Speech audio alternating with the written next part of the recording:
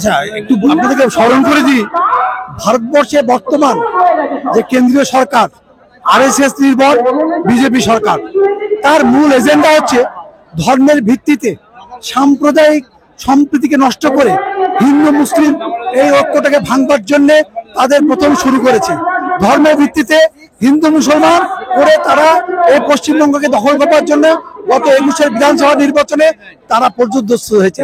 আবার সামনে 26-এর নির্বাচনকে লক্ষ্য রেখে ইদানিং বিভিন্ন বিজেপি শাসিত যে অঙ্গরাজ্য, সেখানে আমার এই বাংলার যে সমস্ত পরিযায়ী শ্রমিক যারা অত্যন্ত গরিব শ্রেণী, বেশিরভাগ অংশের মুসলিম, আপনারা দেখবেন কিছু চ্যানেলে কয়েকদিন আগে মহারাষ্ট্রতে 300 জন বাঙালিকে আটকে রাখা হয়েছিল, পরবর্তী ক্ষেত্রে পুশব্যাকের মাধ্যমে তারা পাঠিয়ে দিয়েছিল বাংলাদেশ। রিসেন্ট মুর্শিদাবাদের মিনারুল, হরিয়াপাড়ার কামারউদ্দিন এবং পূর্ব বর্ধমানের তজিমউদ্দিন খান, তাদেরকে রীতিমতো তাদের সমস্ত Aadhaar card, ration card, PAN card থাকা সত্ত্বেও আমার নিয়ারেস্ট রাজ্য উড়িষ্যা থেকে তাদেরকে আটকে রেখে তাদেরকে রীতিমতো পরবর্তী ক্ষেত্রে বাংলাদেশ পাঠিয়ে দেয় এবং বাংলার পুলিশের কাছে পরবর্তী ফ্ল্যাগ মিটিং করে আবার তাদেরকে পাঠিয়ে দেওয়া হয়।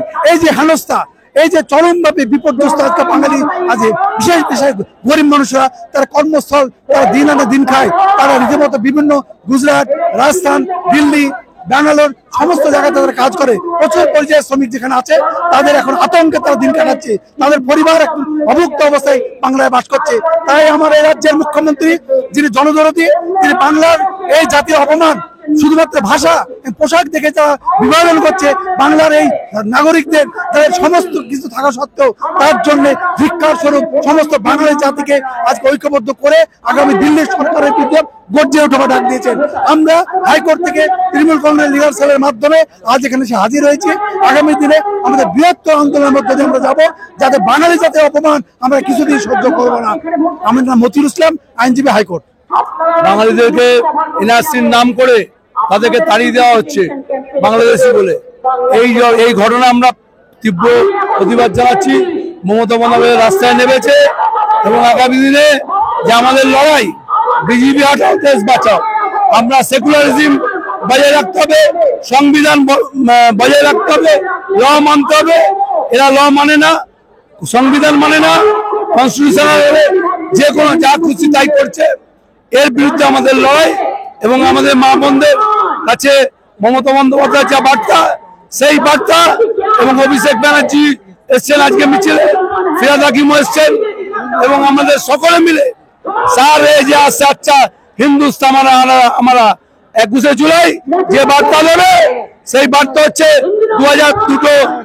225টা সিট নিয়ে দিদি চতুর্থবারের জন্য মুখ্যমন্ত্রী হবে, কেউ বাঁচাতে পারবে না। দিদির উন্নয়নের কাজ, দিদির উন্নয়ন, সারা বাংলায় যে উন্নয়ন এবং দুয়ারে সরকারে যা কাজ করেছে, কন্যাশ্রী প্রকল্প থেকে আরম্ভ করে বিশ্বের দরবারে যা সম্মান, প্রত্যেকটা সেই মানুষের যিনি কাজ করেন, যদি বলেন এখনো তিনি মানে পাকা রাস্তায় বাড়িতে থাকেন না, একটা টালির ঘরে, সেই ভারতবর্ষে দেখান যে একটা চিফ মিনিস্টার পাকা কাঁচা জায়গায় থাকেন। আমি মনে করি দিদি আমাদের গর্ব, দিদি বাংলার গর্ব, বাংলার থেকে, এবং সেকুলারিজম যদি বা এই মুহূর্তে লিডার থাকে তার নাম মমতা বন্দ্যোপাধ্যায়, এবং বাংলার গর্ব, উন্নয়নের গর্ব, সর্বত্র দিদি আমাদের আজকে আমাদের যে হিন্দু মুসলিম শিখ ইসাই, আমাদের একটাই স্লোগান হচ্ছে সারে আচ্ছা হিন্দুস্তান। আমরা আজকে শেখ আলম এসছে, শেখ আলম আমাদের 59 থেকে হকার ভাইরা এখানে আছেন, মতিউল ইসলাম, আর এখানে মতিউল ইসলাম অ্যাডভোকেট এসছে, সব হাইকোর্ট থেকে রহমত আছে, রহমান ভাই আছে, সকল প্রায় আগামী দিনে প্রায় 21শে জুলাই প্রায় 100-1000 লয়ার অ্যাসোসিয়েশন তারা করবে। বাংলা ভাষা অবমাননা মানছি না, আজকের যে দাবিটা সেটা সারা বাংলার মানুষ জানে, যেটা মমতা বন্দ্যোপাধ্যায় একবার মুখে অ্যানাউন্স করে দেন, সেটা সারা বাংলার মানুষের কাছে পৌঁছে যায়। বাঙালি হিসেবে আজকে যে দাবি নিয়ে আমরা নেমেছি, সেটা বাঙালি হিসেবে আমাদের কর্তব্য। আমরা মনে করি বাংলা ভাষা শুধু বাংলাদেশের নয়, আমাদের হিন্দু বলে শুধু তাই নয়, আজকে আমরা পশ্চিম বাংলা, আমরা বাংলা ভাষা, আজকে সারা ভারতবর্ষে বাংলা ভাষা ছিটিয়ে রয়েছে, আজকে বিদেশেও বাংলা ভাষা ছিটিয়ে রয়েছে। আজকে অনেক বাঙালি ভারতবর্ষে কৃতিত্ব, সেই বাংলা ভাষাকে অপমান করা মানে, বাংলা ভাষা মানেই বলা মানেই সে বাংলাদেশি, তার কোনো মানে হয় না। বাঙালি আজকে ঘরে ঘরে প্রতিষ্ঠিত। আজকে সেই লড়াই আমরা মমতা ব্যানার্জির সাথে আছি, সৈনিক হিসেবে আমরাও পথে নেমেছি।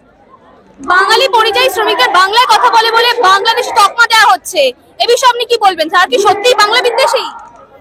দেখুন, আমি একজন বাঙালি, আমার ভাষাটাই বাংলা।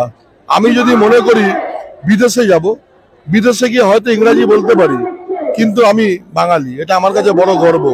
আজকে ভারতবর্ষের মধ্যে বাংলা ভাষা কেউ বললে তাকে অ্যারেস্ট করে নেওয়া হয় বা তাকে বাংলাদেশি তকমা দিয়ে দেওয়া হয়। এটা মোদী সরকার বলি এটা হচ্ছে, অন্য কোনো সরকার হলে এটা হতো না।